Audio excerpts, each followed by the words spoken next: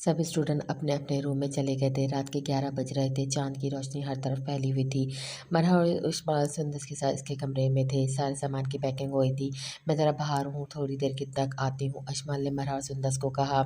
ठीक है, लेकिन ज़्यादा देर बाहर मत रहना, सर्दी बहुत है और जल्दी आ जाना, सुबह 6 बजे निकलना है हमें। मरहा ने अशमाल को कहा, जिससे अशमाल मुस्कुराते हुए कमरे से बाहर आ गई थी। बाहर सर्दी बढ़ रही थी। अशमाल ने फ्रॉक तब्दील कर ली थी, जीन्स और उस पर लॉन्ग गर्म शर्ट पहनी हुई थी। हाथ में चाय का कप पकड़े अशमाल बालकनी के पास आकर खड़ी हो गई थी। अशमाल के दिमाग में फ़िल आलम के गए शहर का एक एक लफ्ज़ गूंज रहा था।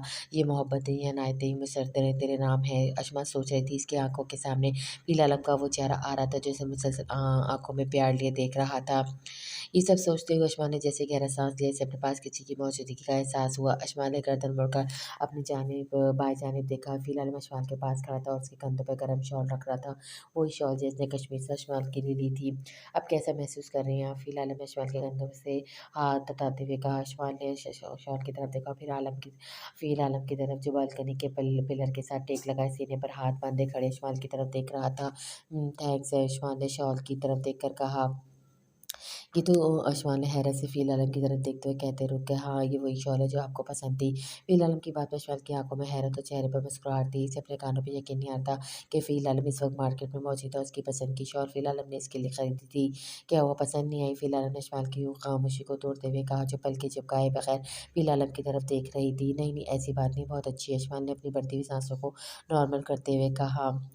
आइए, आपको मैं कुछ दिखाता हूँ। अशमाल के यूँ गाल सुर्ख पड़ने पर फ़िल आलम ने अपना हाथ आगे बढ़ाते हुए फ़िल आलम अशमाल को एक के बाद दूसरा झटका दे रहा था। वो जो ये सोचकर बैठी थी कि फ़िल आलम कभी इससे अपने जज़्बात का इज़हार नहीं करेगा, वही आज इसका हाथ थामने के लिए कह रहा था।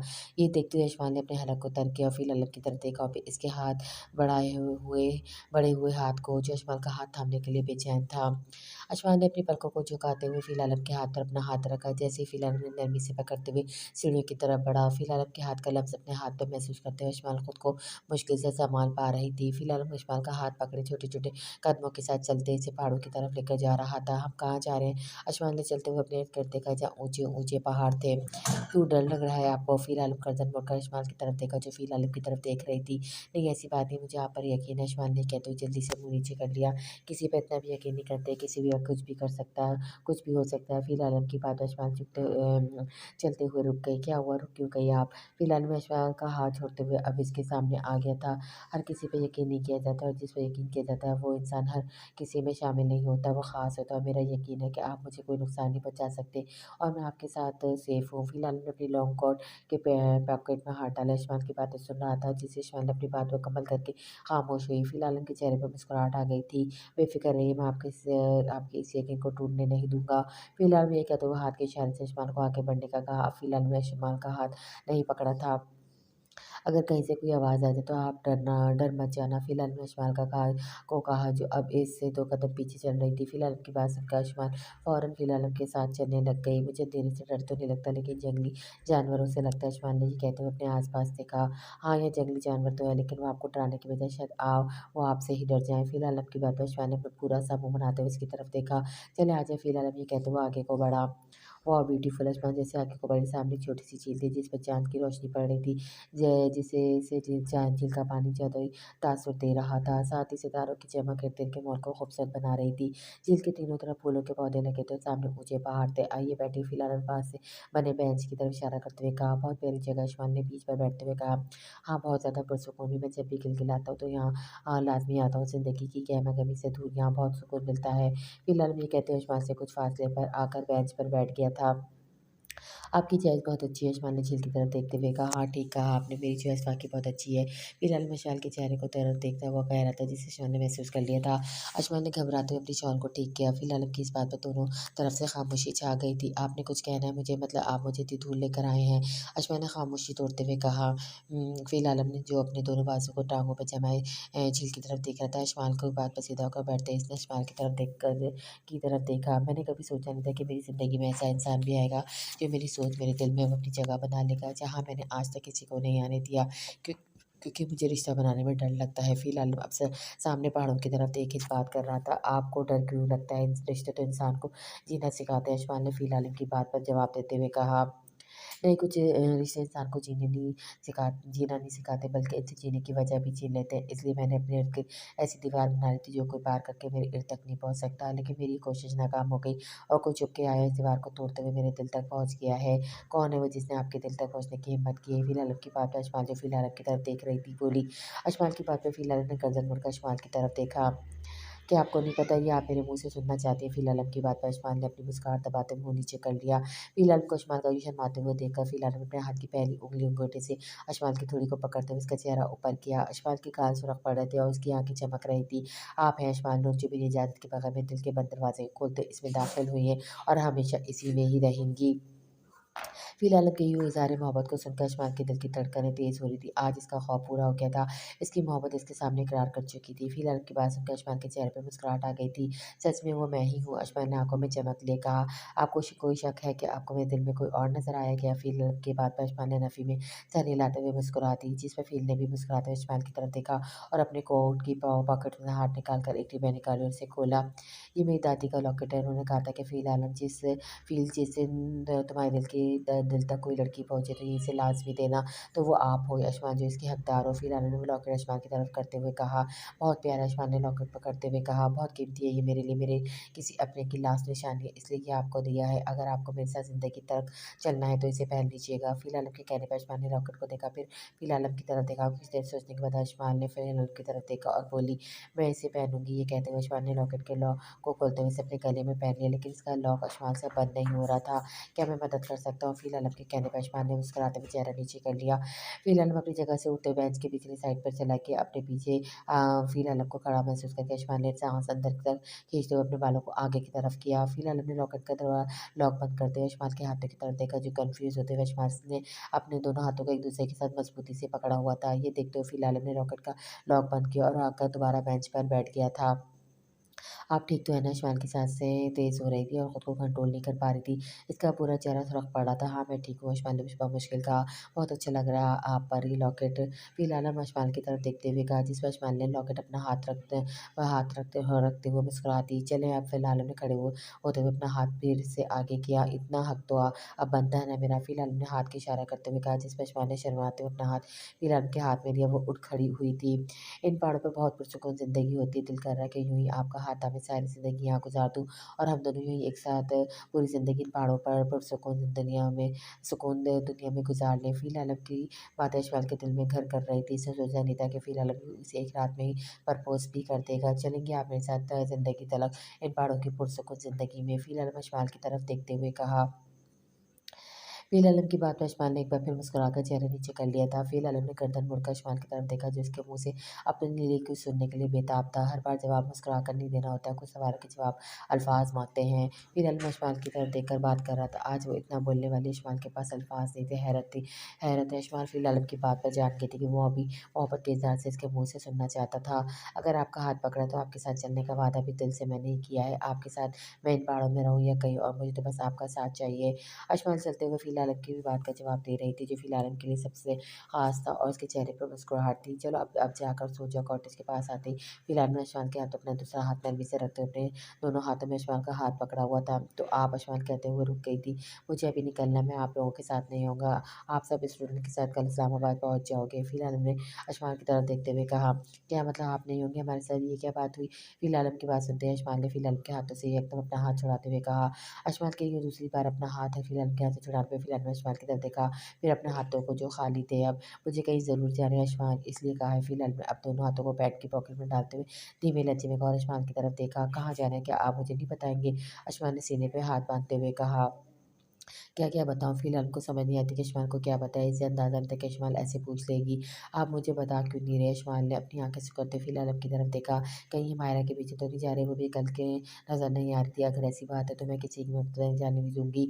अशमान उस मुसलसल फ़िल आलम की तरफ देख रही थी और सोच रही थी। फ़िल आलम उसके जवाब का इंतज़ार कर रही थी। अब लग रहा है कि मैं इसी अशमान के सामने खड़ा हूँ जिसको बस अपनी बात ठीक लगती है। फ़िल आलम ने गहरी साँस के साथ कहा, हाँ, तो ठीक है ना, पता चल गया ना आपको, तो बताएँ कहाँ जा रहे हैं? अशमान ने भी अब बराबर जवाब दिया।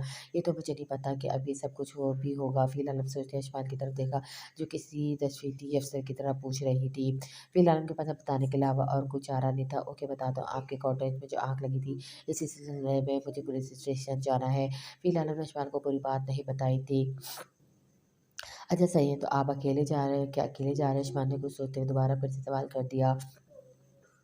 ये भी बताओ कि आपको फ़िलहाल हमने नफ्सों को दबाते हुए कहा, जी ये भी। आसमान की तरफ से साफ जवाब आया, उफ़ अभी तो 4 घंटे गुज़रे तो ये हाल है, आगे क्या होगा? फ़िलहाल ने मुँह में बड़बड़ाते हुए कहा, क्या कह रहे हैं ज़रा ऊँचा बोलें, मुझे सुनाई नहीं दे रहा। आसमान ने अपने कान पे हाथ रखते हुए कहा, जी, जी मैं बताता हूँ, जो आपका हुक्म मैं अकेले नहीं जा रहा, आराम और ज़ियाद भी साथ जा रहे हैं। अब मुझे इजाज़त है कि अगर आपकी तशवीश ख़त्म हो गई हो तो फ़िलहाल हमने निकलना था, इसलिए इसने बात को जल्दी ख़त्म करने की कोशिश की थी। ठीक है, आप चले जाना, लेकिन ये ज़ियाद। आसमान अभी पूरी बात कह नहीं पाती कि फ़िलहाल बोल पड़ा, आसमान बहुत हो गया, अब जाएँ और जाकर सो जाएँ और कोई सवाल नहीं, घर पहुँच कर मुझे इत्तला कर देना। फ़िलहाल का अब लहज़ा थोड़ा सख्त था। क्या आप अब भी मुझे डाँटेंगे? आसमान ने अपनी धीमी आवाज़ में मासूम सा चेहरा बनाते हुए कहा, अगर आप मेरी बात नहीं मानेंगे तो डाँट पड़ेगी, और हाँ, एक और बात, आप मुझसे ऐसे सवाल नहीं करेंगे आइंदा। ओके, अब आप चले जाएँ। फिर उन्होंने रूम की तरफ इशारा करते हुए कहा, जा रही हूँ। आसमान ने पूरा समूह बनाया और जाने के लिए जैसे ही मुड़ी तो उसके चेहरे पर मुस्कुराहट आ गई थी और वो इसी मुस्कुराहट के साथ अपने कमरे की तरफ जा रही थी। फिलहाल में भी आसमान की जाते गहरे सांस लिए, बहुत मुश्किल काम है सर्जन बनने से भी ज़्यादा। फिलहाल में ये कहते हुए पॉकेट से मोबाइल निकाला और हमको कॉल मिला दी। आयुष्मान तुम कब आई रूम में? मैं तो सो गई थी। अरमाना ने आयुष्मान को शीशे के आगे खड़ा देखा, जो अपने गले में बने लॉकेट पे हाथ रखे फ़िलहाल के बारे में सोच रही थी। हाँ, मैं आ गई, आयुष्मान ये कह के मारा की तरफ मुड़ी और उसका चेहरा चमक रहा था, होठों पे मुस्कुराहट थी। आयुष्मान तुम, क्या हुआ था रात को? आयुष्मान को ऐसा देखकर जान गए थे कुछ तो हुआ था। और ये लॉकेट कितना प्यारा। अरमाना ने आगे बढ़कर आयुष्मान के गले में पहने लॉकेट को देखते हुए कहा, सरफील ने दिया। आयुष्मान ने मुस्कुराते हुए जवाब दिया, व्हाट सीरियसली? आयुष्मान ने लॉकेट सरफील ने दिया। मुझे तभी शक हो गया था जब वो शेर कहते हुए मुस्कुराते थे, मुझे सब पता है क्या हुआ था, अलिफ से लेकर ये तक। मैंने आयुष्मान का हाथ पकड़ते हुए बेड पर ले आई थी, बैठो और मुझे बताओ। मैंने आयुष्मान का हाथ पकड़ते हुए कहा, वो सरफील ने मुझे प्रपोज़ किया था रात को और ये लॉकेट नींद की दादी का है। आयुष्मान ने आंखों में प्यार लिए कहा, what I can't believe it. Ayushman के सरफील ने तुम्हें डायरेक्ट प्रपोज़ कर दिया, मतलब कोई रिलेशनशिप भी नहीं?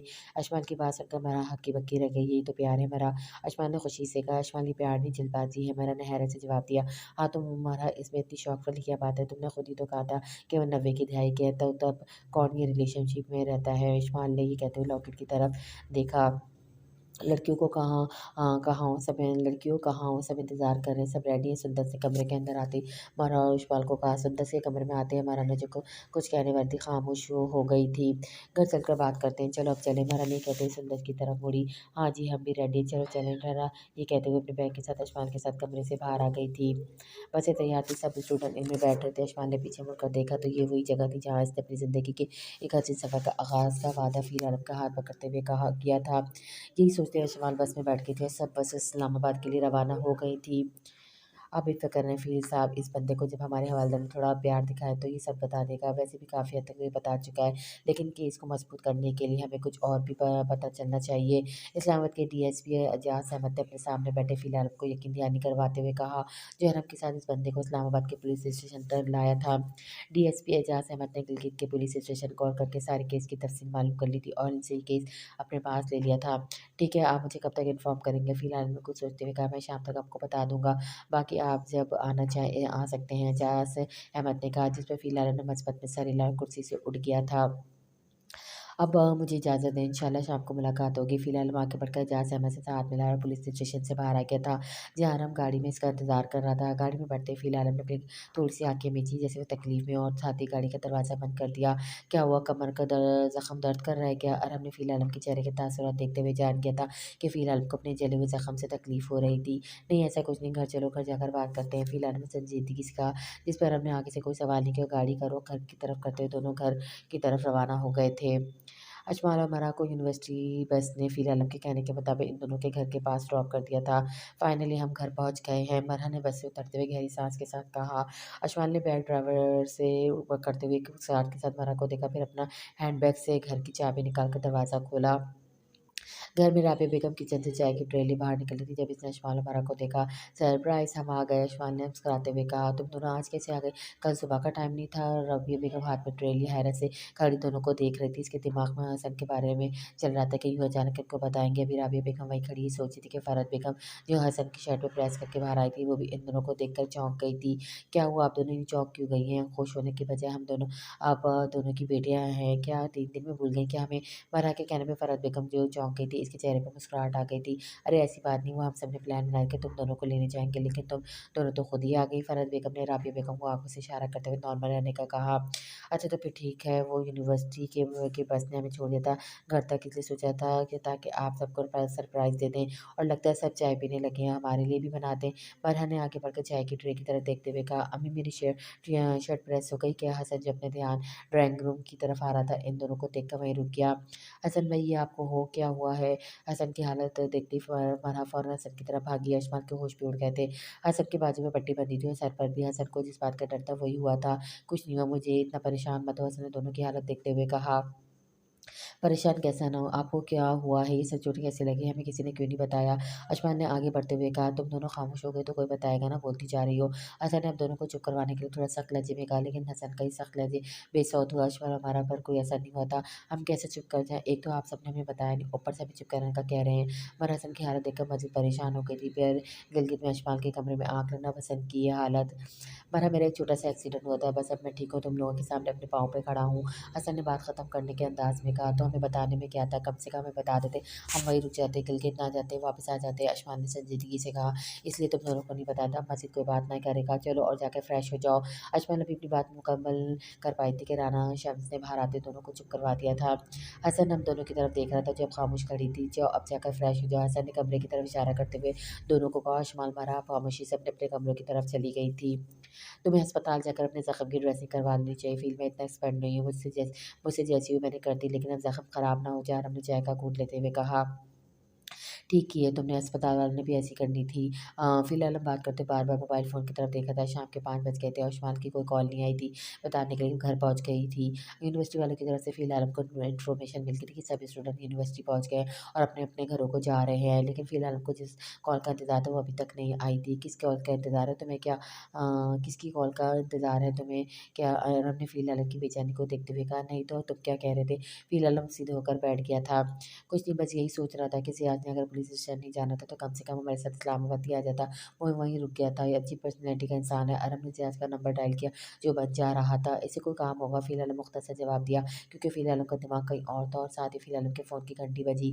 फिलहाल ने फ़ौरन आगे बढ़कर टेबल से फ़ोन उठाया। फ़ोन अशमाल का नहीं था, डीएसपी एजाज अहमद कॉल कर रहा था। फिलहाल ने कॉल उठाते हुए एजाज अहमद की बात सुनी, साथ ही कॉल बंद कर दी। क्या हुआ, किसकी कॉल दी? अरब ने फिलहाल की तरफ देखा जो सोफे से उठ गया था। हमें अभी पुलिस स्टेशन जाना है, फिलहाल हम ये कहते हुए बाहर की तरफ चला गया था। आराम बगैर कुछ कहे अपनी चाय वाय छोड़े फिलहाल की तरफ पीछे चला गया था। आराम गाड़ी ड्राइव कर रहा था, साथ ही फिलहाल की तरफ देखा था जो मोबाइल हाथ में पकड़े कुछ सोच रहा था। अगर इसकी कॉल नहीं आई तो खुद कॉल कर लो। आराम की बात पर फिलहाल में चौंक कर देखा, क्या ही ठीक रहेगा? फिलहाल हम आराम की तरफ देखते हुए कहा। हाँ यार, इसमें क्या है, तुम इसे कॉल कर सकते हो, मेरे ख्याल में इसमें कोई हर्ज नहीं है। आरब के कहने के बाद फिलहाल ने अपने मोबाइल का लॉक ओपन किया और अशमाल का नंबर डायल किया। अशमाल जल्दी निकलो, सरफील की कॉल आ रही है। अशमाल वॉशरूम में फ्रेश हो रही थी जब इसके मोबाइल पर फिलहाल की कॉल आ रही थी, जिसे मरा ने देख लिया। अशमाल को दरवाज़ा नॉक करते हुए कहा। अशमाल के निकलते ही कॉल बंद हो गई थी। Oh shit! मैं भूल ही गई थी कि हसन भाई को देखकर कि सरफील को कॉल करनी थी, उन्होंने मुझे कहा था। उस्मान ने आँखें बंद करते हुए परेशानी से कहा। अब कर लो कॉल, मरहा ये कहते हुए कमरे से बाहर चली गई थी। उस्मान मोबाइल हाथ में पकड़े अपने होठों को दाँतों तले दबाते सोचने पड़ गए, इसके अंदर हिम्मत नहीं हो रही थी कि वो कॉल कर सके। अब पहले जैसा नहीं था, ये कॉल करने पे उस्मान के दिल की धड़कन तेज़ हो रही थी। कुछ दिन पहले वो फिलहाल को बातें सुना लेती थी, लेकिन अब वो कॉल करते हुए कन्फ्यूज़ हो रही थी। इसने गहरे साँस लिया, फिर को कॉल मिला दी।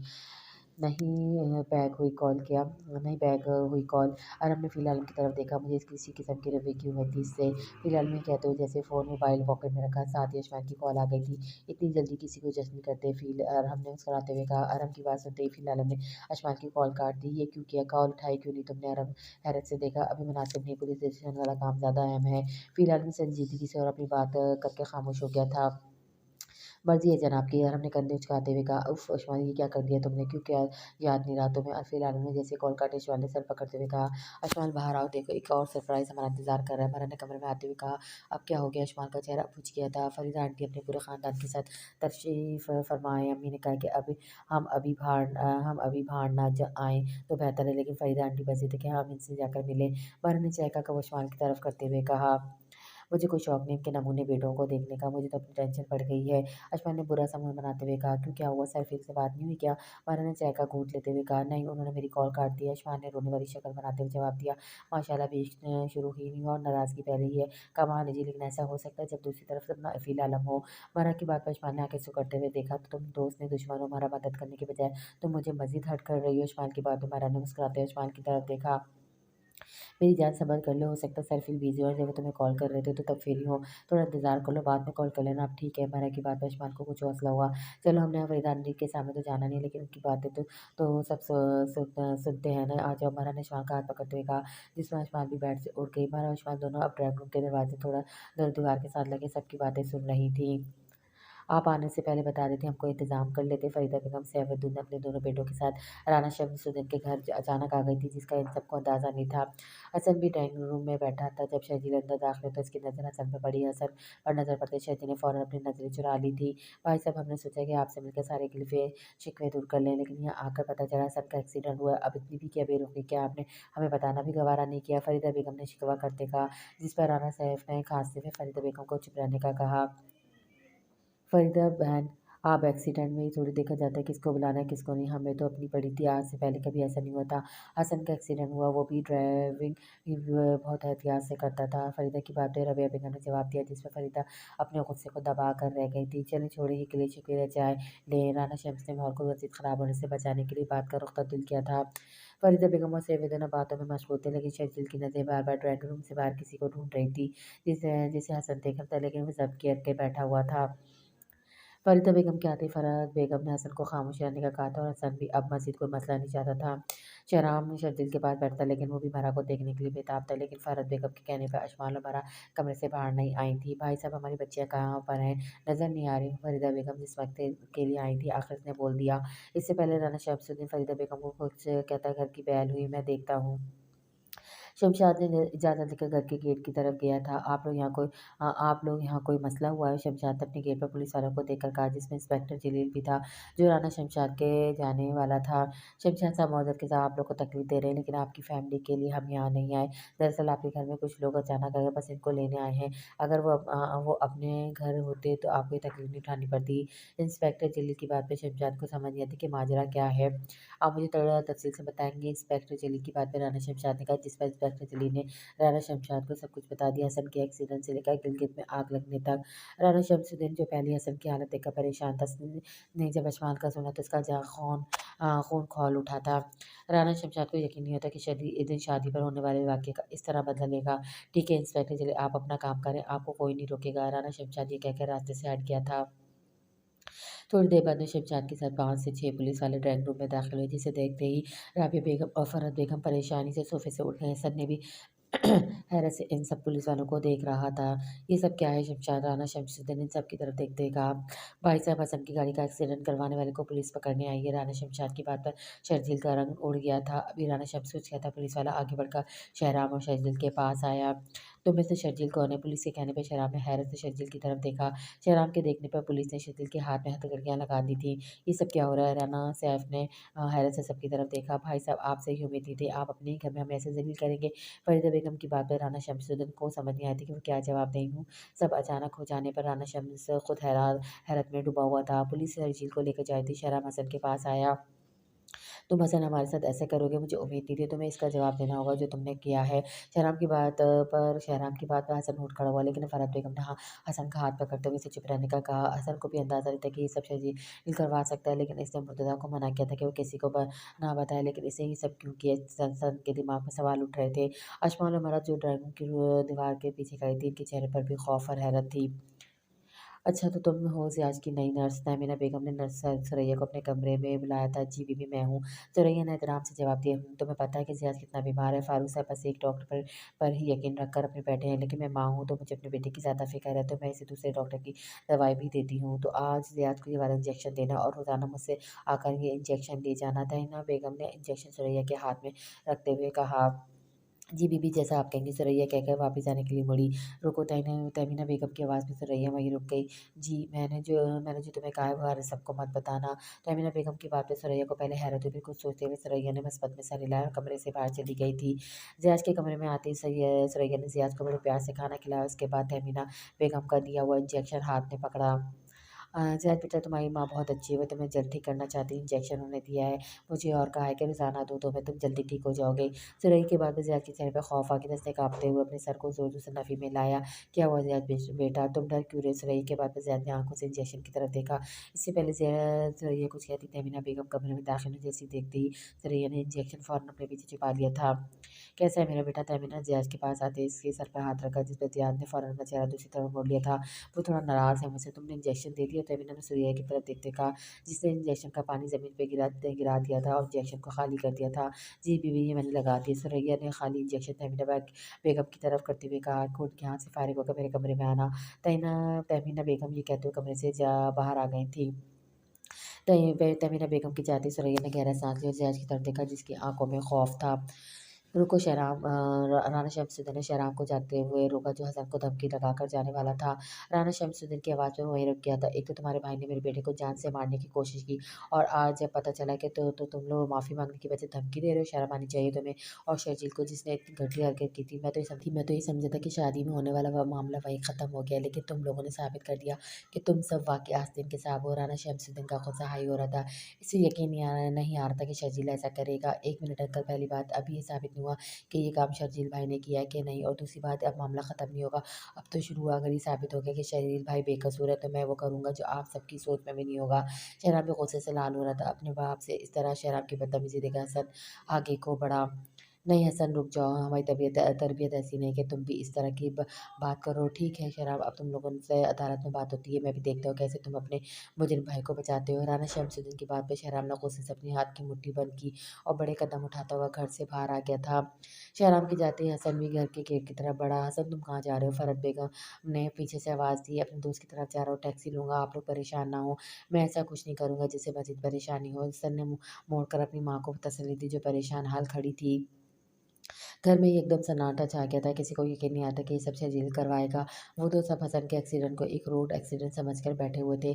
हसन जैसे ही ड्राइंग रूम से बाहर आए तो उसकी नज़र मरा उस्मान पर पड़ी, जो ड्राइंग रूम के दरवाजे में पास सहमी खड़ी थी। तुम दोनों यहाँ क्यों खड़ी हो? और अम्मी और चची के पास जाओ, वो परेशान है और खुद भी परेशान होने की ज़रूरत नहीं, सब ठीक हो जाएगा। जाओ आप। हसन के कहने पर मरा ने मस्बत में सर हिलाया, उस्मान के साथ अंदर ड्राइंग रूम में चली गई थी। अभी हसन कहाँ चला गया? अब अच्छी भली ज़िंदगी गुजर रही थी, बस शादी पर जाने की देर थी। ये सब हो रहा है। बेगम ने सर पकड़ते हुए कहा, भाभी आप परेशान हो? हसन ने कहा, वो दोस्त की तरफ जा रहा था, वो कोई ऐसा काम नहीं करेगा कि हमें परेशानी हो। व्यापी बेगम ने फरहत बेगम को तसल्ली देते हुए कहा। थोड़ी ही देर में हसन मुर्तज़ा के पुलिस स्टेशन में मौजूद था। मुर्तज़ा मैंने तुम्हें कहा था कि जब भी पता चले तुमने मुझे बताना है, कोई कार्रवाई नहीं करनी, लेकिन तुमने मुझे बताए बगैर पुलिस वालों को वो भी मेरे घर भेज दिया। हसन को देखा मुर्तज़ा परेशान हो गया था कि मैं इस हालत में इसके पास इस वक्त आया था। मेरे भाई थोड़ा आराम से पहले बैठ जाओ, साँस ले लो। जो तुम कह रहे हो मुझे कुछ नहीं समझ नहीं आ रही। आराम से तफसील से बताओ मुझे। मुर्तज़ा के कहने पे हसन ने आज घर में होने वाली तमाम सूरत-हाल का बताया। 1 मिनट रुको, मैं मालूम करता हूँ ये किसके पास है, कौन देख रहा है, क्योंकि मैंने किसी को भी तुम्हारे घर नहीं भेजा।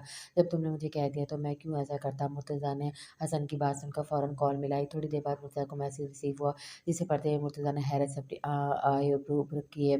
क्या हुआ, कुछ पता चला? हसन ने मुर्तज़ा को देखते हुए कहा। हैरत हसन, मैं जिस गाड़ी को 3 दिन से ढूँढ रहा था वो मुझे नहीं मिली, लेकिन मेरे डैड को मिल गई और वो बंदा भी मिल गया जिसने ये सब किया था। लेकिन मुझे हैरत इस बात की हो रही है कि मेरे और तुम्हारे अलावा और कौन है जिस केस को हैंडल कर रहा है, और किसको ये मालूम करने में दिलचस्पी है कि तुम्हारा एक्सीडेंट किसने करवाया था। मुर्तज़ा के बताने पर हसन भी सोच में पड़ गया था। तुम मालूम नहीं करवा सकते कौन है वो जिसने शर्जील को गिरफ्तार करवाया है?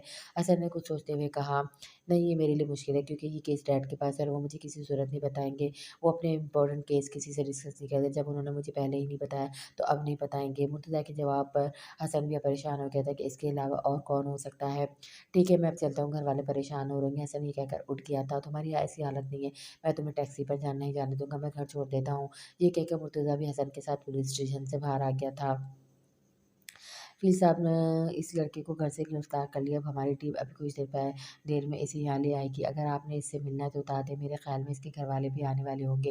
एजाज साहब ने फिलहाल मुहर्रम की तरफ देखते हुए कहा, नहीं, मैं अभी इससे नहीं मिलना, मैं कल आऊँगा, लेकिन इस लड़की की ज़मानत की ज़रूरत नहीं होनी चाहिए। फिलहाल हमने कुछ सोचते हुए कहा, ऐसा ही होगा, इसका जुर्म ऐसा ही है, इसे माफ़ी है, ज़मानत मिल ही नहीं सकती, आप बेफिक्र होकर जाएँ, जब तक आप नहीं चाहेंगे वो जेल से बाहर नहीं निकलेगा। एजाज साहब ने फिलहाल हमको कहा, बहुत शुक्रिया आपका, इंशाल्लाह साथ ही डिनर करते हैं किसी दिन। फिलहाल मैं कुर्सी से उठते हुए कहा, ज़रूर भी जान के हाथों का खाना खाया, बहुत देर हो गई थी। इसी बहाने इनसे मुलाकात भी हो जाएगी। एजाज साहब ने मुस्कुराते हुए कहा, जिस पर अरम ने भी मुस्कुराहट दी। अब मुझे इजाज़त दें। फिलहाल मैं एजाज साहब से हाथ मिला बाहर आ गया। अरम भी फिलहाल उनके पीछे चला आ गया था। चलो ये काम तो हो गया, अब थोड़ा सुकून मिलेगा, लेकिन फ़िल तुम इस लड़के को कैसे जानते हो? तुम बता रहे कि तुमने इसे पहले भी छोड़ दिया था, ये इशमाल का कज़न है ना? अरम ने गाड़ी में बैठते हुए कहा, फिर कभी बताऊँगा, मैं थक गया हूँ। और हम फ़िलहाल में गाड़ी की सीट की बैग से टेक लगाते हुए कहा, अच्छा तुम थक गए हो, हैरत है। फ़िल आलम थक गया है। अरम की बात पर फ़िल आलम ने गर्दन मोड़कर अरम की तरफ देखा। ओके ओके, फिर बात कर लेंगे। अरम ने मुस्कुराते हुए कहा, फिर गाड़ी स्टार्ट करते हुए घर की तरफ रवाना हो गया था। रात के 11 बज रहे थे। आराम खाना खाकर अपने कमरे में जाकर सो गया था। फिर आलम खाना खाने के बाद अपने कमरे में आकर स्टडी टेबल के पास रखी कुर्सी पर आकर बैठ गया था। इसके हाथ में एक अशमाल का वो इयररिंग था जो फिर आलम ने अलमारी के लॉकर में रखा हुआ था। लैंप की जलती रोशनी में अशमाल के इयररिंग का मोती चमक रहा था। फिर आलम ने अपने दाएं हाथ की सीधी उंगली और अंगूठे से इयररिंग पकड़े, कुर्सी की बैक से टेक लगाया, अपनी सोचों में गुम था जब इसके मोबाइल पर मैसेज आने पर इसकी स्क्रीन ऑन हुई थी। फिर आलम ने थोड़ी गर्दन मोड़कर टेबल पर रखे मोबाइल फ़ोन की तरफ देखा जिस पर अशमान का मैसेज आया था। अशमान के मैसेज को देखते फिलहाल में हल्की सी मुस्कान के साथ नफ़ी में सर हिलाया और मोबाइल को पकड़ते हुए मैसेज ओपन किया। जाग रहे हैं आप? अशमान अपने कमरे में बेड पर चौकड़ी में हमारे हाथ में मोबाइल पकड़े। फिलहाल को मैसेज करने के बाद अपने सीधे हाथ को उंगली को दांतों तले दबाया। फिलहाल के रिप्लाई का इंतजार कर रही थी। फिलहाल ने मैसेज पढ़ते हुए एयरिंग को टेबल पर रखा और एक रार मैसेज टाइप किया। नहीं, फिलहाल के रिप्लाई पे अशमान जो इंतज़ार में बैठी थी, बेड से एक फट उछल गई थी। आ गया रिप्लाई, आ गया, अशमान ने खुशी से कहा और साथ ही अपने मुँह पे हाथ रख लिया था। Relax अशमान, relax. अशमान अपने दिल पे हाथ रखते हुए दिल की धड़कन को नॉर्मल करते हुए कहा और साथ ही रिप्लाई के लिए मोबाइल फ़ोन की स्क्रीन पे जल्दी से अपनी उँगलियाँ चलाई। आई एम सॉरी, मैं आपको बता नहीं सकी, वो हसन भाई का एक्सीडेंट हुआ था, हमें पता ही नहीं था, इसलिए परेशानी में आपको बताना चाहिए। अशमान ने मैसेज टाइप करने का सेंड का बटन दबाया। फिलहाल में एक हाथ में मोबाइल पकड़े, दूसरे हाथ की उंगली से टेबल पर टिक टिक की आवाज़ करते हुए उस्मान के मैसेज का वेट कर रहा था। मैसेज आते ही फिलहाल में इसे ओपन किया। ओहो! फिर हसन भाई मैसेज पढ़ते फिलहाल मुँह में बड़बड़ाया। इट्स ओके मैसेज टाइप करते हुए फिलहाल में जवाब दिया कि क्या मैंने इतना बड़ा मैसेज सेंड किया और जवाब सिर्फ इट्स ओके। अशमान ने जवाब पढ़ते ही बुरा सा मुँह बनाया। क्या आपके पास ओके, हाँ और नहीं के अलावा कोई अल्फाज नहीं है? अशमान ने थोड़ा नखरा दिखाते मैसेज टाइप किया और सेंड कर दिया। अशमान का मैसेज मिलते ही फिलहाल में गहरा सांस लिया और टेबल पर पड़े एयररिंग्स की तरफ देखा। नहीं है अल्फाज, अब आप सो जाए, सुबह यूनिवर्सिटी भी आना है, गुड नाइट। फिलहाल उनके जवाबी मैसेज को देखते ही अशमान ने अपनी आंखें सिकुड़ ली। ओके फाइन, नहीं दिल कर रहा बात करने को तो मैं क्यों करूँ? Okay good night. अशमान ने मैसेज टाइप किया और सेंड कर दिया। फिलहाल में इतनी देर में कुर्सी से उठ गया था, मोबाइल टेबल पर ही था। अशमान ने मैसेज सेंड करने के बाद रात को 3 से 4 बार उठकर देखा तो मैसेज सीन नहीं हुआ था। उफ़ अशमान, इस तरह तुम तो पागल हो जाओगी, सो जा। अशमान ने कहते हुए तकिया मुँह पर रखते हुए सोने की कोशिश की। सुबह होते ही अशमान अपनी रूटीन से हटकर जल्दी उठ गई थी। आज वो यूनिवर्सिटी जाने के लिए अपनी यूनिवर्सिटी के लिए पहले दिन से ज़्यादा खुश नज़र आ रही थी। उठते ही अशमान ने रात का अपना मैसेज देखा कि वो सीन हो चुका था। शुक्र है पढ़ लिया देर से ही सही। अशमान ये कहते हुए वॉशरूम में फ्रेश होने चली गई थी। फ्रेश होने के बाद अशमान ने सफ़ेद रंग का लॉन्ग फ्रॉक पहने जिसपे बड़े-बड़े से सूरजमुखी के फूल बने हुए थे। दुपट्टे को गले में डाले, होठों पर हल्की सी पिंक कलर की लिपस्टिक लगाए शीशे के सामने खड़े खुद को दाएँ-बाएँ करते हुए देख रही थी। कुछ तो कमी लग रही है, अशमान ने शीशे में खुद को देखते हुए कहा। हाँ, ये तो पहना ही नहीं। अशमान ने ड्रेसिंग टेबल के दराज से फ़ीला लगा दिया हुआ लॉकेट निकाला, उसे अपने गले में पहना। परफेक्ट, अब ठीक है। डॉक्टर लॉकेट पे हाथ रखते हुए अशमान ने थोड़ा-सा मुस्कुराते हुए कहा, ये माना पता नहीं तैयार हुई भी है क्या नहीं, अभी तक नहीं आई नहीं। अशमान ये कहते हुए कमरे से बाहर आ गई थी। "अमारा तुम तैयार नहीं हुई, यूनिवर्सिटी का टाइम होने वाला है।" अशमान ने अमारा को घर के कपड़ों में देखते हुए कहा। "अशमा सॉरी, मैं आज यूनिवर्सिटी नहीं जा सकती। हसन भाई के पास ही रहना है मुझे, इनकी हालत देखकर मुझसे यूनिवर्सिटी में पढ़ाई नहीं होगी। तुम तो जानती सारा ध्यान मेरा घर की तरफ ही रहेगा।" मरा की बात सुनकर अशमाल यूनिवर्सिटी जाने के लिए बेताब थी। इसका चेहरा बुझ गया था। ठीक है फिर मैं भी नहीं जाती। अशमाल ने मरा की तरफ देखा। नहीं अशमाल तुम जाओ, वैसे भी कोई तुम्हारा इंतजार कर रहा होगा, समझ गई हो ना। मरा ने इधर उधर देखते हुए कहा पक्का तुम बुरा तो नहीं लगेगा ना। अशमाल फिर आलम से मिलने की खुशी में बोली, कहते कि हसन का एक्सीडेंट हुआ था और कल शाम जो घर में हुआ था। अब मरा को देखते हुए इसे एहसास हो रहा था, इसे कम से कम मरा से रात को ही पूछ लेना चाहिए था। नहीं यशपाल मुझे क्यों बुरा लगे, वैसे तुम आज बहुत अच्छी लग रही हो, आज तो सरफिल की नज़रें तुमसे हटेंगी नहीं। मारा ने मुस्कुराते हुए, जिस पर यशपाल ने शर्माते हुए हल्की सी मुस्कुराहट दी। चलो तुम निकलो यूनिवर्सिटी के लिए, बाकी घर में समय मैं सब संभाल लूंगी। मारा की बात पर यशपाल ने आगे बढ़कर मारा को गले लगाया। चलो अब जल्दी से जाओ नाश्ते की टेबल पर, तुम फिर यूनिवर्सिटी नहीं जा सकती। मारा ने यशपाल को खुद से अलग करते हुए कहा। Okay thanks. यशपाल ने मुस्कुराते हुए गेट की तरफ चली गई थी। यूनिवर्सिटी पहुंच के अशफाक की नज़र फ़िलहाल को ढूंढ रही थी, लेकिन फ़िलहाल अशफाक को कहीं नज़र नहीं आया। आम रूटीन में फ़िलहाल यूनिवर्सिटी के टाइम के दरमियान में विजिट कर लेता था, लेकिन आज 2 लेक्चर गुजरने के बाद भी अशफाक को फ़िल आलम नज़र नहीं आया था। तीसरे लेक्चर के शुरू होने से पहले अशफाक ने अपने खुले बालों में पोनी डालते हुए चेहरे पर मायूसी ली क्लास रूम में दाखिल हुई थी। अशफाक ने क्लास में दाखिल होते अशफाक ने जैसे अपना नाम सुना से फ़ौरन क्लास टीचर की तरफ देखा। जी सर, आपको फ़ील साहब ऑफिस में बुला रहे हैं। क्लास टीचर के कहने पर अशफाक चौंक गई। वो जो मायूस हो गई थी कि आज फ़िल आलम से मुलाकात नहीं होगी, अपने लिए फ़िल आलम का पैगाम सुनकर इसके मायूस चेहरे पर मुस्कुराहट आ गई थी। जी सर। यशपाल क्लास टीचर को जवाब देते हुए जल्दी से क्लासरूम से बाहर आ गई थी। बाहर आते यशपाल ने अपने बंधे हुए बालों को फिर से खोला और उसे अपने कंधों पर सेट करते हुए फिलहाल के ऑफिस की तरफ चली गई थी। फिलहाल के ऑफिस के बाहर खड़े यशपाल खुद को नॉर्मल करने की कोशिश कर रही थी, लेकिन इसकी दिल की धड़कन यशपाल से कंट्रोल नहीं हो रही थी। यशपाल बहादुर बनो, कॉन्फ्यूज नहीं होना। यशपाल मुंह में बड़बड़ाते हुए कह रही थी, जब अंदर से फिर की आवाज़ पर चौंक गई थी। दरवाज़ा खुला, यशपाल अंदर आ जाइए। फिर की आवाज़ सुनकर यशपाल की आंखें फैल गई थी। इन्हें कैसे पता कि मैं दरवाजे पर हूँ। यशपाल ये सोचते हुए कमरे का दरवाज़ा खोलते अंदर आ गई थी। सामने भी लालन को फाइलों में देखने में मसरूफ था। ब्लैक कलर की पैंट शर्ट पहने, आदत के मुताबिक आज सेनों को कौनिया था फोल्ड के फाइलों पे दस्तक करते हुए ऐसा लगा था कि जैसे वो किसी जल्दी में हो। अशमान फिलहाल की ऐसी ड्रेसिंग पर तो फिदा थी। फिलहाल कुछ देर देखने के बाद अशमान से गहरा सांस लिया और बोली अस्सलाम वालेकुम। अशमान ने आदत से हटकर फिलहाल को सलाम किया था, जब फिलहाल का हाथ फाइल पर ही रुक गया था। इसने सर उठाकर हैरत से अशमान की तरफ देखा जो अपने होठ काटते हुए कहा खड़ी थी। इतना फॉर्मल मत हो, जैसी आप पहले थी वैसी ही रहें, वो ज़्यादा अच्छा रहेगा। फिलहाल ने ये कहते हुए पेन को बंद किया और फाइल को बंद करते हुए कुर्सी से उठ गया था। अशमान तुम भी पागल हो, आती सलाम ऐसे करी जैसे किसी भी प्रिंसिपल के पास आई हो। अशमान ने दिली दिल में खुद को कोसते हुए कहा। अशमान अभी सोच रही थी कि सहसा हासिल के फिर आराम इसके करीब आकर खड़ा हो गया था।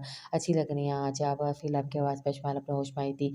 थैंक्स। फिलहाल के मुंह से अपनी तारीफ सुनकर अशमान ने हल्की सी मुस्कुराहट के साथ कहा, क्या आप मेरे साथ लंच पर चलेंगी? फिलहाल ने हाथों को पॉकेट में डालते हुए कहा। लंच पर फिलहाल को यूँ पूछने पर अशमान की तवक्को के बरक्स हुआ था।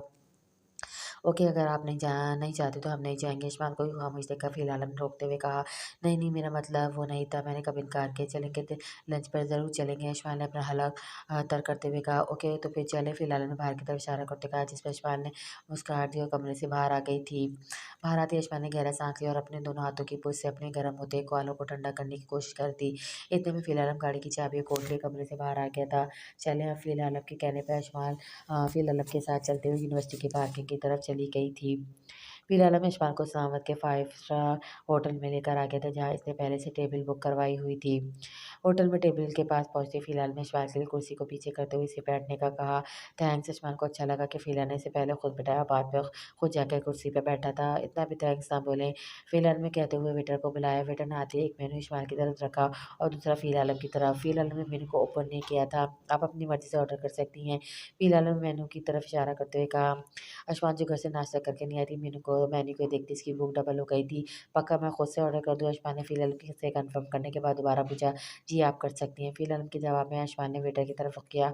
आप एक पास्ता, 2 एक्स्ट्रा चीज़ और चिली सॉस और साथ में cheese roll with mustard sauce और लास्ट में स्वीट में चॉकलेट आइसक्रीम और 2 कस्टर्ड चॉकलेट टॉपिंग के साथ ले आइएगा। अशमान ऑर्डर कर रही थी और फिलहाल टेबल पर हाथ रख के कुर्सी के साथ टेक लगा हैरत से अशमान की तरफ देख रहा था। मेरा ऑर्डर हो गया। अशमाल ने मेनू बुक बंद करते हुए कहा, बस इतना ही, कुछ और भी मँगवा लें? फिर आलम अशमाल की तरफ देखा, नहीं लंच में इतना ही काफ़ी है। अशमाल ने मुख्तसर जवाब दिया, ओह रियली कमाल है। फिर आलम ये कहते हुए वेटर की तरफ देखा, मेरे लिए एक वेजिटेबल सूप और बाद में ब्लैक कॉफ़ी ले आना। फिर आलम के ऑर्डर करने के बाद वेटर वहाँ से चला गया था। आप बस लंच में इतना ही खाते हैं? अशमाल ने हैरत से कहा, जी मैं ज़िंदा रहने के लिए खाता हूँ, खाने के लिए ज़िंदा नहीं रहता। फिर आलम की बात पे अशमाल ने मस्बत में सर हिलाया। अच्छा लॉजिक है। आपने बताया था कि आपके हसन भाई का एक्सीडेंट हुआ था, कब हुआ था? फ़िर आलम के पूछने पर इस्माइल ने सब फ़ील आलम को बता दिया, जो वो पहले से सब जब जानता था। लेकिन फ़िलहाल उनके पास बात करने के लिए कुछ नहीं था। इसे समझ नहीं आती कि वो क्या बात करे, इसके लिए भी ये पहली बार था कि वो जिससे मोहब्बत करता है वो उसके सामने बैठी थी। अशमाल के बताने तक वेटर ऑर्डर ले आया था। ऑर्डर आने के बाद फ़िलहाल के सूप पीने तक अशमाल सब ख़त्म कर चुकी थी। अशमाल का लंच ख़त्म होने पर फ़िलहाल मैंने अशमाल की तरफ देखा, कुछ और लेंगी आप? फ़िलहाल के पूछने पर अशमाल फ़ौरन बोल पड़ी, हाँ ना, कॉफ़ी तो मैं लाज़मी पीती हूँ खाना खाने के बाद। अशमाल के जवाब पर फ़िलहाल में गहरा साँस लिया, चलो कुछ तो कॉमन है हम दोनों में, खाने के बाद कॉफ़ी पीना है। यही सोचते हुए फ़िलहाल मैंने वेटर को दोबारा बुलाया, एक और कॉफ़ी कर दें ब्लैक। अभी फ़िलहाल हम पूरा बोल ही नहीं पाया था कि अशमाल बोल पड़ी, एक आइसक्रीम कॉफ़ी 2 एक्स्ट्रा क्रीम कर दें। अशमाल का कॉफ़ी का ऑर्डर सुनकर फ़िलहाल ने दोबारा अशमाल की तरफ देखा, ice coffee with extra cream. फ़िलहाल के बोलने पर अशमाल ने फ़िलहाल की तरफ देखा, इतने में वेटर ऑर्डर लेकर चला गया था। क्या हुआ? अशमान ने फ़िर ललन की तरफ देखकर हैरत से कहा, अशमान आप इतनी ज़्यादा कैलोरीज़ खाती हैं, आप मोटी हो जाएँगी। फिर ललन को यकीन नहीं हुआ हो रहा था कि अशमान ये सब कुछ खाती होगी। क्या आपका कहने का क्या मतलब है मैं मोटी हूँ? मैं आपको मोटी लगती हूँ? हाँ, अशमान ने फ़िर ललन की बात सुनते खुद को देखते हुए फिर आलम की तरफ आँखें सुड़कते हुए कर देखा। नहीं, नहीं, मेरा वो मतलब नहीं था। मैं बस ये कहना चाह रहा था कि इतनी कैलोरीज़ एक वक़्त में खाना सेहत के लिए अच्छा नहीं है। वज़न बढ़ने के साथ-साथ और भी बीमारियाँ लग जाती हैं। फिर ललन ने बात को टालते हुए कहा, अब तो आप यही कहेंगे ना, पहले मुझे मोटी कह दिया, अब मेरा दिल रखने के लिए कह रहे हैं। आपको पहले मैं मोटी नहीं लगी थी क्या? अब जबकि हम अपनी पहली मुलाकात कर रहे हैं तो आपने मुझे मोटी कह दिया। अशमान ने बुरा-सा मुँह बनाते हुए कहा, फ़िर तुम भी बात करते हुए सोच चलना चाहिए कि सामने अशमान नूर है। फिर आलम अपने आईब्रो करते हुए दिल में सोचा, अशमान आप मेरी बात को गलत समझ रही हैं, आप मेरे लिए सबसे ज़्यादा अहमियत रखती हैं। मुझे इससे कोई मतलब नहीं कि आप देखने में कैसी हैं। मैंने आपकी लुक से मोहब्बत नहीं की, समझ गई हैं आप? फिलहाल में ये कहते हुए अशमान के हाथ को नरमी से पकड़ा। फिर आलम की हाथ पकड़ते ही अशमान का गुस्सा एकदम हवा में उड़ गया था। सच में? अशमान ने दबी मुस्कुराहट के साथ कहा। जी, सच में अगर अगर आप 90 किलो की भी हो जाएँ तो मुझे तब भी फ़र्क नहीं पड़ेगा। फ़िलहाल ने अपनी हँसी दबाते हुए कहा, अब इतनी भी बात नहीं है। अशमाल भी फ़िलहाल उनकी बात पे हँस पड़ी थी। ज़ैज़ बच्चे तुम इतने परेशान और घबरा क्यों गए थे? वो तुम्हारी माँ है। तहमीना बेगम के बाहर जाते ही सुरैया ने नरमी से ज़ियाद के सर पर हाथ रखते हुए कहा, जिस पर ज़ियाद की आँखों में आँसू आ गए थे। सुरैया ज़ियाज की हालत देखकर परेशान हो गई थी। वो भी एक माँ थी, इससे ज़ियाज की हालत देखी नहीं गई थी। इसका दिल दुख रहा था। ज़ियाज बच्चे तुम मुझे बताओ तुम्हारे साथ ऐसा क्यों हुआ है? सुरैया के कहने पर ज़ियाज ने अपने काँपते हाथों के साथ कुछ लिखने का इशारा किया, जिस पे सुरैया ने फ़ौरन देखते हुए अलमारी से राइटिंग पैड निकाला और ज़ियाज के सामने करते हुए उसके हाथ में पेन पकड़ दिया। मुझे यहाँ से ले चलो। ज़ियाज ने काँपते हाथों से बड़ी मुश्किल से ये लिखा था, जिससे पढ़ते सुरैया की आँखें खौफ से फैल गई थी। इससे पहले सुरैया कुछ कहती तहमीना बेगम की आवाज़ आ गई। तहमीना बेगम की आवाज़ सुनकर सुरैया ने फ़ौरन कागज़ को राइटिंग पैड से फाड़ा और अपने इर्द-गिर्द देखते हुए कहा, कहाँ पे कि सुरैया को कुछ समझ नहीं आ रही थी। वो जल्दी से वॉशरूम की तरफ गया, कमोड में पेपर फेंक दिया था। जी, आज बच्चे तुम फ़िक्र ना करो, मैं कुछ करती हूँ। पहले बीबी जी की बात तो सुनाओ। सुरैया ने वॉशरूम से बाहर निकलते हुए और तहमीना बेगम के कमरे की तरफ चली गई थी। जी बीबी जी, सुरैया ने तहमीना बेगम के कमरे में आते ही कहा, मैं तुमसे बहुत खुश हूँ, इसलिए कुछ पैसे हैं तुम्हारे बच्चों के लिए। तहमीना बेगम पैसों का पैकेट सुरैया की तरफ करते हुए कहा, लेकिन बीबी जी मेरे बच्चे तो यहाँ नहीं हैं और मैं इतने सारे पैसों का क्या करूँगी? मुझे जितनी तनख्वाह मिल रही है वही काफ़ी है। सुरैया ने मौका देखते तहमीना बेगम को झूठ बोल दिया कि इसके बच्चे कराची में नहीं रहते। कोई बात नहीं, तुम इन्हें अपने बच्चों को भेज देना और कल हम लोग एक डिनर पर जा रहे हैं। फारूक साहब भी साथ होंगे तो तुमने ज़ियाद का अच्छे से ख्याल रखना और ये इंजेक्शन इसे लाज़मी दे देना और ये मेडिसिन भी। तहमीना बेगम ने अलमारी से दोनों चीज़ें निकाल कर सुरैया के हाथ में पकड़ा दी, जिसे देखकर सुरैया के होश गुम हो गए थे। वो सोच भी नहीं सकती थी एक माँ अपने बच्चे के साथ ऐसा भी कर सकती है। आप बेफ़िक्र रहें बीबी जी, मैं ज़ियाद बेटे का अच्छे से ख़्याल रखूँगी, सुरैया ने कहते हुए कमरे से बाहर आकर गहरा साँस लिया था। सुरैया कमरे से जाते तहमीना बेगम शीशे के सामने आकर खड़ी हो गई थी। फारूक सरमदी, तुम क्या समझते हो कि तुम खुद नर्स चुनोगे तो वो तुम्हारी फर्माबरदार है कि ये पैसे सबको खरीद लेता है, चाहे कोई कितना ही मुखलिस क्यों ना हो। तहमीना बेगम चेहरे पे शातिराना मुस्कुराहट लाते हुए खुद से बात कर रही थी। अगले दिन शाम होते थे, तहमीना रात के डिनर के लिए पार्लर चली गई थी। फारूक सरमदी भी घर आ गया था। आते ही वो ज़ियाज के कमरे में चला गया था। इसी सूरत-ए-हाल को देखते हुए सुरैया के पास इससे अच्छा मौका और कोई नहीं था कि वो ज़ियाज के काँपते हाथों से जो लिखा था इसे पूरा कर सके। एक तरफ सुरैया की सांस अटकी हुई थी, दूसरी तरफ उसकी आँखों के सामने ज़ियाज का बार-बार चेहरा आ रहा था। इसका दिल नहीं मान रहा था कि वो ज़ियाज को यूँ सा हालत में छोड़कर खुद अकेली चली जाए। इस सारी कश्मकश को मुझे कब रात हुई तो सुरैया को अगर इस बात का एहसास तक नहीं हुआ था।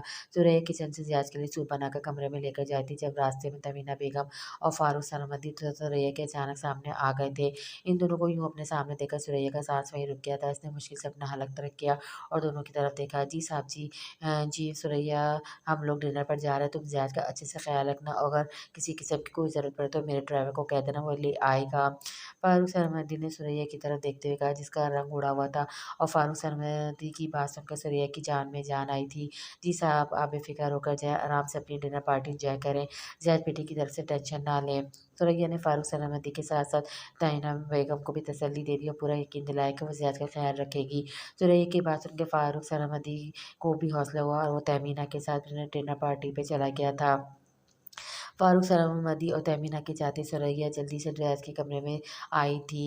ज़ैद बेटा जल्दी करो, हमें अभी निकलना है, तुमने थोड़ी देर हिम्मत करनी है, आज हमारे पास ये मौका है, लेकिन फिर नहीं होगा, तुम खुद भी हिम्मत करो। सुरैया ने ज़ैद को कहा जिस पर ज़ैद की आंखों में चमक और खौफ के मिले-जुले तासुरात थे। सुरैया ने ज़ैद को जल्दी से व्हीलचेयर पर बिठाया और ज़ैद को लेकर कमरे से बाहर जाने लगी थी कि ज़ैद ने अपने कांपते हाथों से अलमारी की तरफ इशारा किया। नहीं ज़ियाद बेटा, हम कुछ लेकर नहीं जा सकते, नहीं तो चोरी का इल्ज़ाम लग सकता है, वैसे भी लग जाएगा, लेकिन अगर मेरे घर आते ही पुलिस वाले ने इन्हें कुछ नहीं मिलेगा। सुरैया ने ज़ियाद को समझाने की कोशिश की, लेकिन ज़ियाद का हाथ मुसलसल अलमारी की तरफ ही था। जिसे देखते ही सुरैया ने अलमारी का दरवाज़ा खोला, सामने ज़ियाद की माँ की तस्वीर थी। सुरैया ने तस्वीर को देखते ही ज़ियाद की तरफ देखा। तहमीना बेगम तुम्हारी माँ नहीं है क्या ज़ियाद? सुरैया के पूछने पर ज़ियाद ने काँपते सर को नफ़ी में हिलाया। अल्लाह अल्लाह, इसका मतलब तहमीना बेगम तुम्हारी सौतेली माँ है। अल्लाह गरक करे इसी औरत को। सुरैया का गुस्सा बढ़ रहा था। इसने बोलते अलमारी से ज़ियाद की माँ की तस्वीर निकाली और ज़ियाद की टाँगों पे रखते हुए इस पर चादर दे दी। सुरैया ज़ियाद को लेकर कमरे से बाहर आ गई थी और सबको यही बताया था कि ज़ियाद को वो बहुत लॉन में लेकर जा रही है, लेकिन इसका मकसद ज़ियाद को घर से बाहर लेकर जाना था। डर और खौफ से सुरैया के साथ-साथ ज़ियाद के भी पसीने छूट रहे थे। सुरैया बीबी कहाँ लेके जा रही हैं ज़ियाद साहब को? सुरैया जैसे लॉन में जाने लगी, एक गार्ड ने आकर पूछा। जी, वो ताज़ा हवा में लेकर जाना है, ज़ियाद साहब ने कहा। सुरैया की बात पर ज़ियाद ने भी कुछ बस-बस में सर हिलाया। ठीक है, गार्ड ने ज़ियाद की तरफ इशारे से मिलने पर सुरैया के रास्ते से हट गया था। काट के जाने के बाद सुरैया जल्दी से गेट की तरफ बढ़ी जो इससे पहले से खुला हुआ था। अपने चारों तरफ देखते सुरैया जल्दी से ज़ियाद को घर के गेट से बाहर ले आई थी। तेज़ कदमों के साथ वो ज़ियाद को लेकर जल्दी से सरमदी हाउस से दूर लेकर जा रही थी। कहाँ जा रही हो? सुरैया बीबी पीछे से आती आवाज़ सुनकर सुरैया के पाँव तले ज़मीन निकल गई थी। इसका सांस वहीं रुक गया था। पसीना सुरैया के माथे से गिर रहा था। घबराते हुए सुरैया ने मुड़कर पीछे देखा तो फारूक सरमदी का ड्राइवर खड़ा था। वो मैं सुरैया को समझ नहीं आती कि वो क्या कहे। इतने में ज़ियाद ने फारूक सरमदी के ड्राइवर की तरफ देखा जो इसकी तरफ बढ़ रहा था। आप ठीक हैं ज़ियाद साहब? फारूक सरमदी के ड्राइवर अमजद ने आगे बढ़कर ज़ियाद के चेहरे से पसीना साफ़ किया, जिस पर ज़ियाद ने अमजद के हाथ को अपने कंधों से लगाते हुए आंखों में आंसू ले आया था। आप परेशान हो, मैं आप दोनों को पकड़ने नहीं आया। मुझे खुशी है आपने हिम्मत दिखा और ज़ियाद को यहाँ से लेकर जा रही हैं। आज मैं अपनी बड़ी बेगम साहिबा से क्या हुआ पूरा वादा करूँगा। अब बहुत कर लिया ज़ियाद पर छोटी बेगम ने अब नहीं, मेरे साथ चले, मैं आपको एक महफूज़ जगह ले जाऊँगा। अमजद के कहने पर ज़ियाद ने सुरैया को इशारा दिया कि वो उनके साथ चले। ज़ियाद के कहने पे अब सुरैया फ़ारूक सरमदी के ड्राइवर के साथ चली गई थी। अमजद ज़ियाद को और सुरैया को कराची के इलाके रिफेस में एक फ्लैट पे ले गया था। फ्लैट काफ़ी कशीदा था। हाँ, नहीं ये ज़ियाद साहब का ही फ्लैट है, यहाँ सिर्फ़ ज़ियाद साहब ही आते थे और इसका मुझे ही पता है, किसी को नहीं पता, इसलिए आप बेफ़िक्र हो जाएँ। बड़ी बेगम जब ज़िंदा थी तो इनकी बड़ी ख्वाहिश थी कि अपने बेटे को अपनी आँखों के सामने बड़ा होते देखें, लेकिन जो अल्लाह को मंज़ूर हो वही हुआ। मैं डॉक्टर का इंतज़ाम करता हूँ। अमजद ये कहकर फ्लैट से बाहर चला गया था। अमजद के जाते ही सुरैया ने सुकून का साँस लिया था। लंच से वापसी में फ़िलहाल मैं अशमान को घर छोड़ दिया था। घर आते अशमान के पाँव ज़मीन पर नहीं लग रहे थे। वो खुशी से खुद को सँभाल नहीं पा रही थी। "महरा, तुम्हें पता है आज क्या हुआ?" अशमान ने घर आते ही फ़ना के गले में बाज़ू डालते हुए कहा। "क्या हुआ?" अशमान ने मुझे मार ना देना, कमरे में आओ, बताओ। महरा ने अशमान के बाजुओं को से अलग करते हुए उसे कमरे में ले गई थी। "अब बताओ क्या हुआ? इतनी खुश लग रही हो, यकीनन कुछ अच्छा ही होगा।" महरा ने बेड पे बैठते हुए कहा। "महरा, आज फ़ील ने मुझे लंच में साथ जाने की ऑफ़र की।" अशमान ने चेहरे पे मुस्कुराहट लिए कहा। "वाओ! ये तो बहुत अच्छी बात है। तो तुमने क्या कहा?" महरा दिलचस्पी से अशमान की तरफ देखा। मैंने क्या कहना, मैंने हाँ कर दिया और वो मुझे 5 स्टार होटल में लेकर गए थे और सब खाना मेरी पसंद का ऑर्डर किया और वो खुद आज इतने कूल लुकिंग लग रहे थे कि बस। अशमा सीने पे हाथ बांधे खुशी से बता रही थी।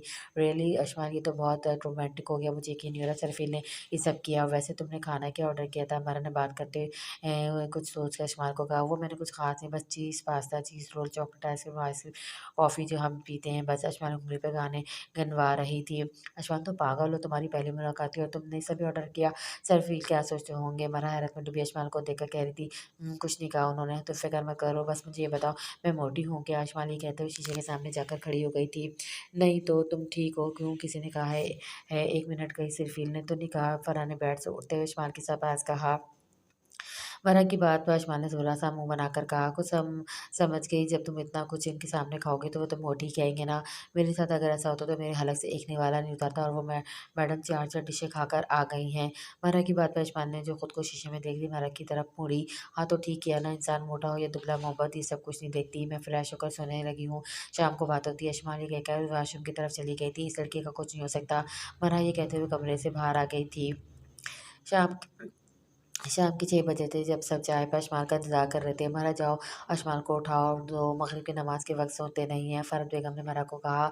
"जी अम्मी।" मरा लॉन से उठकर अशमाल के कमरे की तरफ चली गई थी। "अशमाल उठ जाओ, कितना सोना है?" मरा ये कहते हुए जैसे कमरे में अशमाल बेड पे औंधे मुँह लेटी हुई थी। "अशमाल क्या हुआ है तुम्हें?" मरा ने जल्दी से आगे बढ़कर अशमाल को सीधा किया। "मरा मेरा पेट बहुत दर्द है कब से और 4 बार।"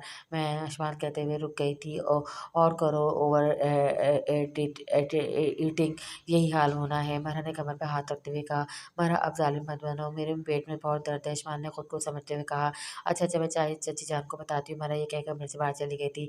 थोड़ी देर बाद राबिया बेगम, फ़रहत बेगम और राना शमशाद इस्माइल के पास खड़े थे। "कितनी बार मना किया कि बाहर के खाने मत खाया करो, लेकिन ये बात नहीं आती।" राबिया बेगम गुस्से से कहा। "अब आप लोग मुझे डॉक्टर के पास लेके जाएँगे या मैं दर्द से मर जाऊँ?" इस्माइल ने अपना पेट पकड़ते हुए कहा। "संग गाड़ी ड्राइव नहीं कर सकता, मैं ले जाता हूँ।" राना शमशाद ने इस्माइल की तरफ देखते हुए कहा, "चाचा जान मैं भी साथ चलती हूँ।" माला ने इस्माइल को बेड से उठाते हुए कहा। इस्माइल ने महरब की तरफ प्यार भरी नज़र से देखा। "वाक़ई तू सच में मेरी बहन है।" इस्माइल की बातों पर हँस पड़ी। अशमाल को ज़्यादा खाना खाने से फूड पॉइज़निंग हो गई थी। डॉक्टर नदीम ने अशमाल को मेडिसिन देकर ड्रिप लगा दी थी। मैं रिसेप्शन पर बिल देकर आया। राना शमशाद ये कहकर इमरजेंसी बाहर आ गया था और बाबा जान अपना फ़ोन मेरे पास छोड़ गए। मरहा ये कहते हुए जल्दी से राना शमशाद के पीछे गई थी। "हाँ बाबा जान, आपका फ़ोन।" राना शमशाद अभी ज़्यादा दूर नहीं गए थे कि मरहा जैसे राना शमशाद को फ़ोन देकर वापस मुड़ी थी। सामने से फ़िलहाल डॉक्टर को कोट पहने हुए आ रहा था, जिसे देखते ही मरहा वहीं रुक गई क्योंकि फ़िलहाल ने मरहा को देख लिया था। मरा आप यहाँ सब ठीक तो है ना? फ़िल आलम को मरा को देखते हुए कहा। वो दरअसल मरा को समझ नहीं आती कि वो क्या कहे। इसके लिए शर्मिंदगी की बात थी कि वो बताते कि अशमाल को फूड पॉइज़निंग हो गई थी। क्या सोच रही हैं, सब ठीक तो है ना? फ़िल आलम ने फ़रा को यूँ खामोश होने पर दोबारा पूछा। "वो अशमाल यहाँ है।" मरहा ने अशमाल के बेड की तरफ इशारा किया जिसे चारों तरफ से पर्दे से कवर किया हुआ था इमरजेंसी में। अशमाल वो क्यों? फ़िल आलम ने अशमाल का नाम सुनते ही जल्दी से अशमाल के बेड की तरफ बढ़ा। पर्दा ऊपर होते अशमाल ने जब फ़िल आलम को देखा तो उसने फ़ौरन अपनी आँखें मीच लीं। "क्या हुआ है आपको?" और फ़िल आलम को ड्रॉप को देखते हुए थोड़ा अंदाज़ा तो हो गया था, लेकिन इसने आगे बढ़कर इस्माइल की फ़ाइल पकड़ी। "ओह! तो ये मसला है।" फ़िलहाल ने फ़ाइल की तरफ देखते हुए कहा, जिस पर इस्माइल ने फीकी और शर्मिंदगी वाली मुस्कुराहट दी। "आपकी कज़न किसी की नहीं सुनती, फिर तो ये हाल तो होना था। आपने मुझे कॉल क्यों नहीं की?" फ़िलहाल ने मरहा की तरफ देखते हुए कहा। "वो मरहा अब क्या बताती कि इस्माइल ने मना किया था, फ़िलहाल को नहीं बताना।" "समझ गया।" फ़िलहाल मरहा की खामोशी समझ गया था। इतने में डॉक्टर नदीम अंदर आया। डॉक्टर फिर आप आगे पता नहीं चला। डॉक्टर नदीम ने आते इस्माइल की नब्ज़ पर हाथ रखते हुए कहा। डॉक्टर नदीम को यशमाल के बाजू पे हाथ रखते ही फ़िलहाल ने डॉक्टर नदीम के हाथ की तरफ देखा और फिर डॉक्टर नदीम के हाथ अपना हाथ रखते हुए यशमाल के बाजू से डॉक्टर नदीम का हाथ पीछे किया। "मैं देख रहा हूँ इन्हें, आप बेड नंबर 6 पर जाएँ, इन्हें आपकी ज़्यादा ज़रूरत है।" डॉक्टर फ़िल के इस रिएक्शन को देखते हुए माहिरा ने अपनी मुस्कुराहट दबाया और यशमाल की तरफ देखा जो दोनों को देख रही थी। ठीक है, मैं इसे देख लेता हूँ।" डॉक्टर नदीम भी फ़िलहाल उनकी हरकत पर चौंक गया था। डॉक्टर नदीम के जाते ही फ़िलहाल ने यशमाल की तरफ देखा जो अब फ़िलहाल की तरफ देख रही थी। "आपके साथ कौन आया?" फ़िलहाल ने यशमाल की नब्ज़ चेक करते हुए पूछा। "चाचा जान आए हैं।" अशमाल के बाबा जान महरा ने बताया हो के इशमाल ऊपर देखे। फ़िलहाल में इशमाल की आँखों को चेक करने के लिए कहा। "जब आप सामने हो तो मैं ऊपर कैसे देख सकती हूँ?" इशमाल जो टिटकी बाँधे फ़िलहाल को देख रही थी बोली। अशमाल के यूँ बोलने पर फ़िलहाल ने आँखें सिकुड़ते माथे में बल लाते अशमाल की तरफ देखा। मरा वहाँ खड़ी कन्फ्यूज़ हो रही थी। मैं जज़्लान को देख कर आई, वो कब से गए हुए हैं। मरा ये कहकर बाहर आ गई थी। अशमाल आप बात नहीं आती ना, हमें अपनी मनमानी करती रहती हैं। अभी क्या कह रही थी मरा जी? के सामने कुछ तो ख़्याल कर लिया करें। अपनी मनमानी का नतीजा देख लिया आपने, क्या हाल हो गया है। फ़िलहाल में मरा के जाते अशमाल को उसकी गलती का एहसास दिलाया।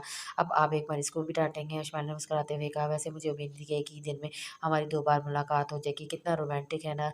अशमाल ने फ़िलहाल की तरफ देखा जिसके चेहरे पर मुस्कुराहट थी। ये अस्पताल में आकर मरीज़ बनकर मिलना रोमांटिक है, क्या सोच है आपकी? फ़िलहाल ने नफ़ी में सर हिलाते हुए कहा जिसमें अशमान हँस पड़ी। आप मरहा है ना? आपको आपके साथ जो आपके अंकल या फ़ादर हैं वो बुला रहे हैं पार्किंग में। मरहा जो राना शमशाद को रिसेप्शन पे ढूँढती इसे एक लड़के ने आकर कहा। ठीक है, मरहा ने लड़की को जवाब दिया पार्किंग की तरफ चली गई थी। चाचा जान यहाँ क्या कर रहे हैं? शायद गाड़ी में कुछ भूल गए होंगे। मरहा ये सोचती हुई जैसी गाड़ी के पास पहुँचने वाली थी किसी ने पीछे से आकर मरहा को मुँह पे रुमाल रख दिया। मरहा ने खुद को छुड़ाने की कोशिश की लेकिन बेहोशी की स्प्रे से मरहा बेहोश हो चुकी थी।